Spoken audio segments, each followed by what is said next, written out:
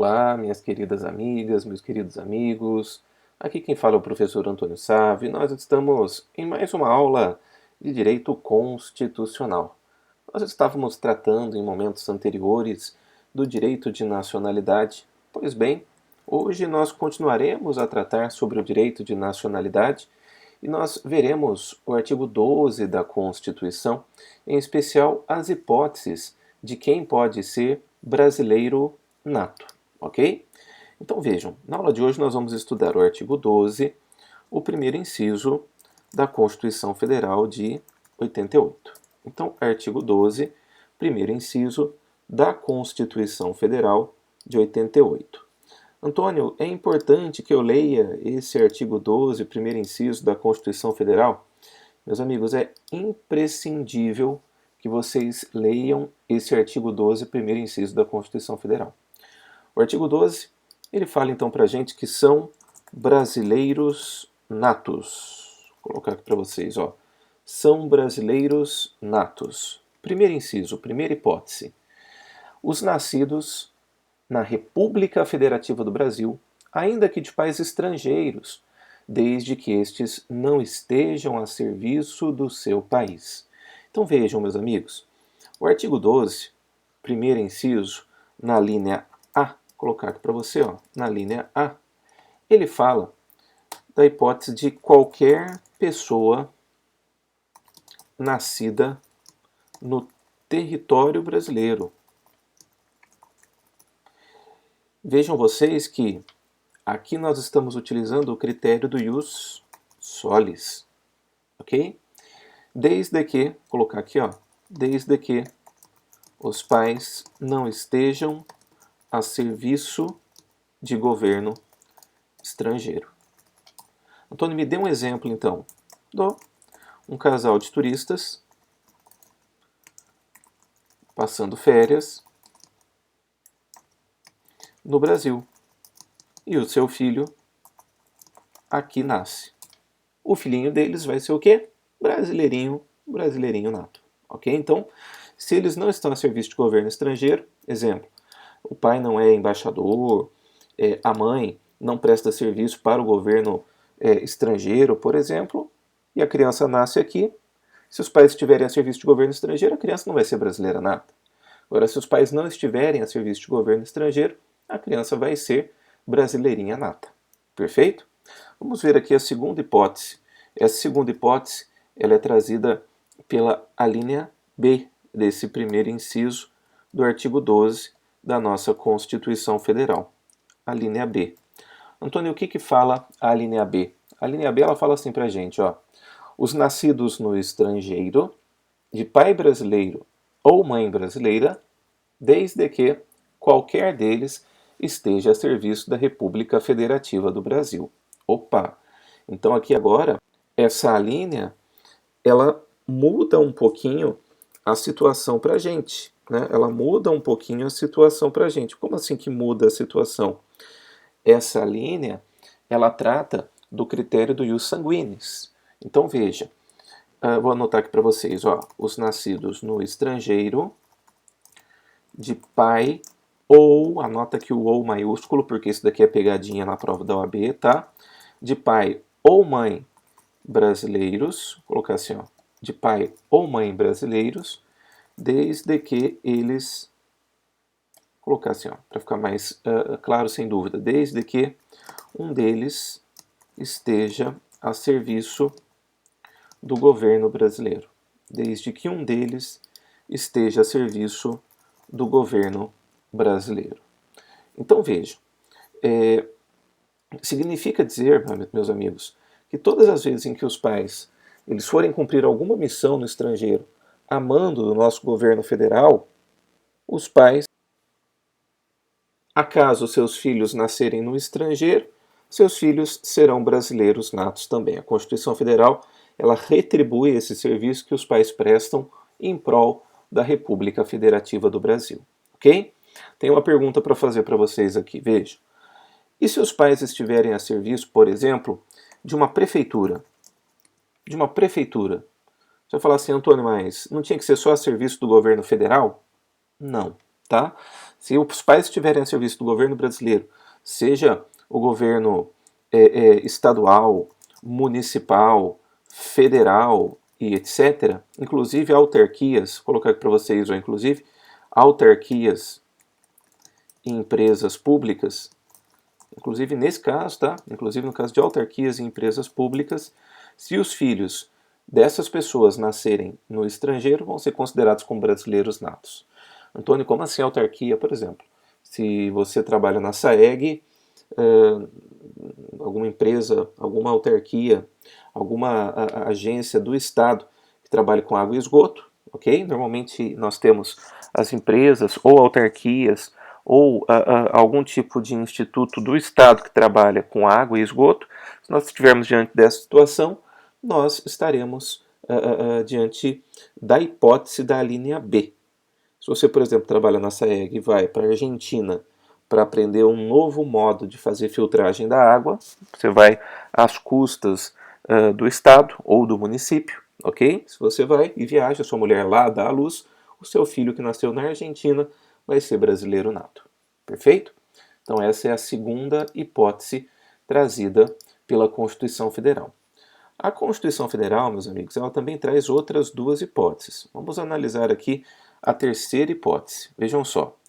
A terceira hipótese, ela está na linha C, primeira parte. Vou colocar aqui para vocês C.1.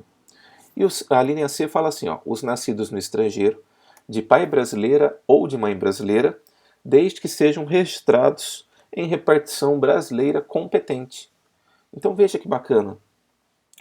A criança, ela é nascida, vou colocar para vocês, ó, os nascidos no estrangeiro, vírgula, desde que sejam registradas em repartição brasileira competente.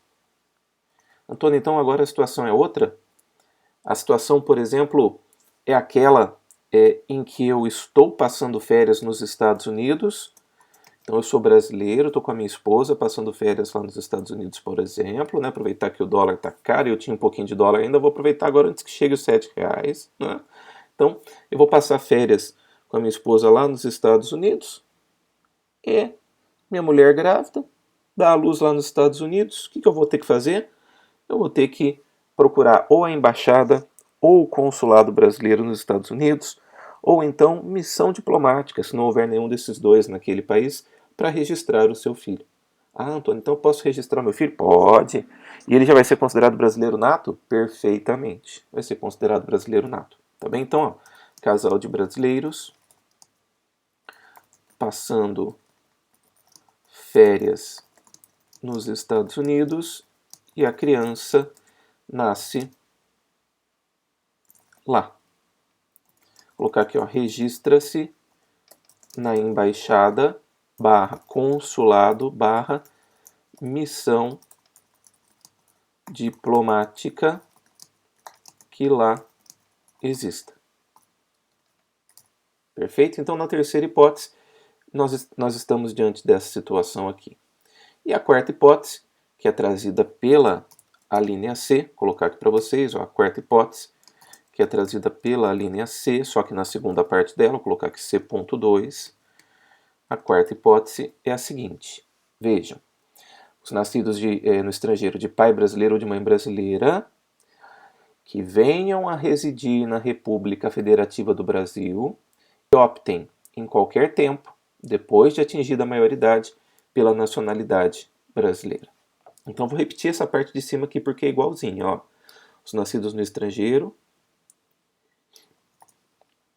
colocar aqui para você, ó, os nascidos no estrangeiro, vírgula, desde que venham a residir vou colocar no Brasil, fica mais fácil.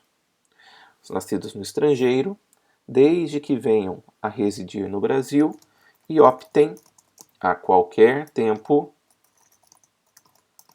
pela nacionalidade brasileira.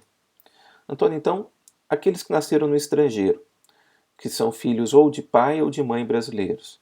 Eu vou colocar isso porque é importante, tá? Nessas duas hipóteses aqui, ó, os nascidos no estrangeiro, vou colocar aqui, ó, de pai ou mãe brasileiros, colocar aqui nos dois casinhos, porque isso é importante que você enxergue, tá?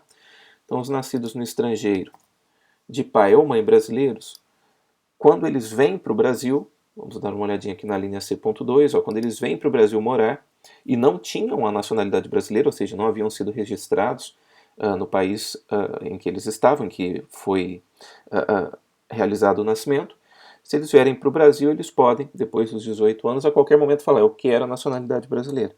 E os documentos dessa pessoa vão ser feitos atribuindo a ela a nacionalidade brasileira, tá bom?